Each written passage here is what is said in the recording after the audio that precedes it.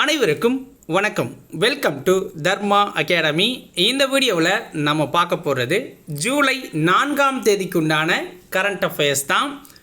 வீடியோவை ஃபுல்லாக பாருங்கள். உங்களுக்கு வீடியோ பிடிச்சிருந்துச்சுன்னா மறக்காமல் ஒரு லைக்கை போட்டு விடுங்க. வாங்க வீடியோக்குள்ளே போகலாம். ஃபஸ்ட்டு கொஷின் பாருங்கள். சமீபத்தில் பிரதமர் நரேந்திர மோடிக்கு the officer of the order of the star of Ghana என்ற விருதை வழங்கிய நாடு எது? Answer Ghana. இந்த நாடு தான் இந்த விருதை கொடுத்துருக்காங்க. கானா நாட்டுடைய மிக உயரிய விருது, ஓகேங்களா. அதாவது ஃபஸ்ட்டு ரேங்கில் இருக்கிற இந்த விருதை பிரதமர் நரேந்திர மோடிக்கு கொடுத்துருக்காங்க. எதுக்காக அப்படின்னு பார்த்தீங்கன்னா, பிரதமரோட தலை சிறந்த பொது நிர்வாகத்திறன் மற்றும் செல்வாக்கு மிக்க உலகளாவிய தலைமைத்துவத்துக்காக இந்த விருதை கொடுத்துருக்கதா சொல்லியிருக்காங்க. பிரதமர் நரேந்திர மோடி சமீபத்தில் 5 நாடுகளுக்கு அரசு முறை பயணமாக போனார். அதில் முதல் நாடு கானா, ஓகேங்களா. ஜூலை 3, 2025 இந்த விருது அவருக்கு வழங்கப்பட்டிருக்கு. டேட்டை நோட் பண்ணிக்கோங்க. ஜஸ்ட் ஓகேங்களா, எக்ஸாமில் கேட்க மாட்டாங்க, பட் இருந்தாலும் பார்த்துக்கோங்க. கானா நாட்டோட தலைநகர் அக்ரா அப்படிங்கிறது தான் கானா நாட்டோட தலைநகர். கானாவோட அதிபர் யாருன்னா ஜான் ட்ராமனி மகமா அப்படிங்கிறவர் தான் அந்த நாட்டோட அதிபராக இருக்கிறார். ஜான் ட்ராமனி மகமா.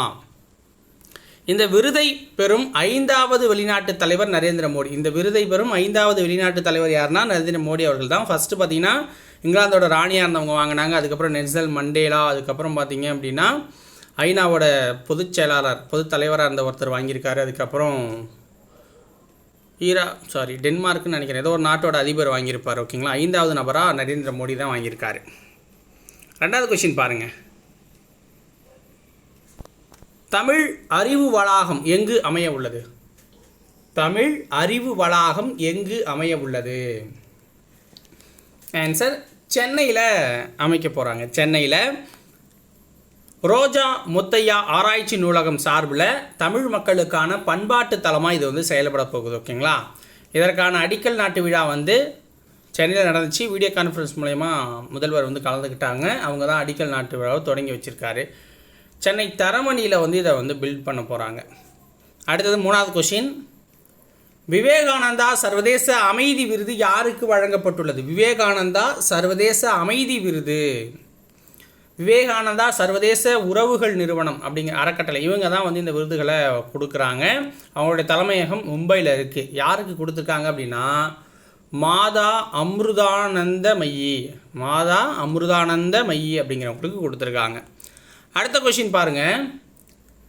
இந்தியா மற்றும் கானா இடையே எத்தனை ஒப்பந்தங்கள் போடப்பட்டுள்ளது? இந்தியா மற்றும் கானா இடையே எத்தனை ஒப்பந்தங்கள் போடப்பட்டுள்ளது? ஆன்சர் என்னென்னா 4 ஒப்பந்தங்கள் போட்டிருக்காங்க. 4 ஒப்பந்தங்கள் போட்டிருக்காங்க. ஸோ என்னென்ன அப்படின்னா கலாச்சாரம் நிறைய விஷயங்களை பற்றி பேசியிருக்காங்க, பட் அதெல்லாம் முடிவு எட்டப்படலை. இது 4 மட்டும் புரிந்துணர்வு ஒப்பந்தம் போட்டிருக்காங்க. கலாச்சாரம், தரநிலைகள், சான்றளிப்பு, பாரம்பரிய மருத்துவம், பரஸ்பர ஒத்துழைப்புக்கான தொடர் பேச்சுவார்த்தைகள், அதற்கான வழிமுறைகள். ஸோ இந்த 4 ரிலேட்டடான ஒப்பந்தங்கள் அப்படிங்கிறது போடப்பட்டிருக்கு கானாவோட. ஸோ கானாவில் இந்திய நிறுவனங்கள், ஓகேங்களா, அது 900 திட்டங்களில் $2 பில்லியன் அளவுக்கு முதலீடு செஞ்சுருக்கு. இதை அடுத்த 5 ஆண்டுகளுக்குள்ளவே நம்ம இரட்டிப்பாக்கணும் அப்படின்னு நரேந்திர மோடி பேசியிருக்காரு. அவங்களுக்கு விருதும் கொடுத்துருக்காங்க, உயரிய விருதை. இது மாதிரி ஒப்பந்தங்களும் போட்டிருக்காங்க. நோட் பண்ணி வச்சுக்கோங்க. 5வது கொஷின் பாருங்கள்.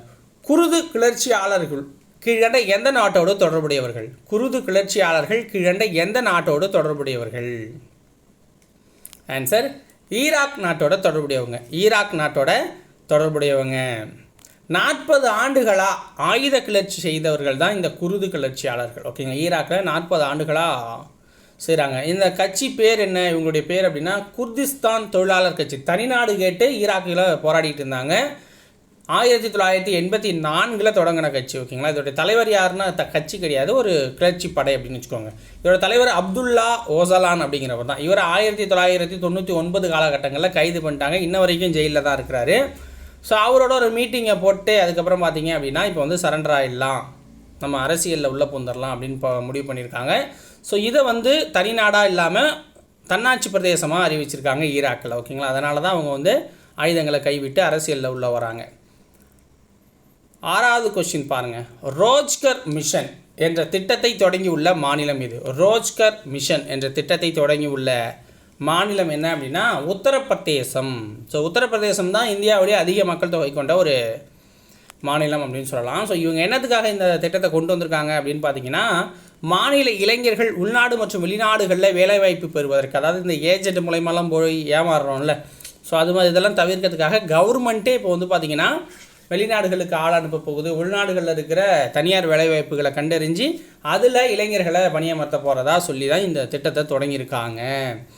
இலக்கு என்ன நிர்ணயிச்சிருக்காங்க அப்படின்னா, ஆண்டுக்கு ஒரு 25,000லேருந்து 30,000 வரையிலான இளைஞர்களை வெளிநாடுக்கு அனுப்புறதுக்கும், தனியார் துறையில் கிட்டத்தட்ட 1,00,000 இளைஞர்களுக்கு வேலைவாய்ப்பு வழங்கவும் ஒரு இலக்காக நிர்ணயித்து இந்த திட்டத்தை தொடங்கியிருக்காங்க.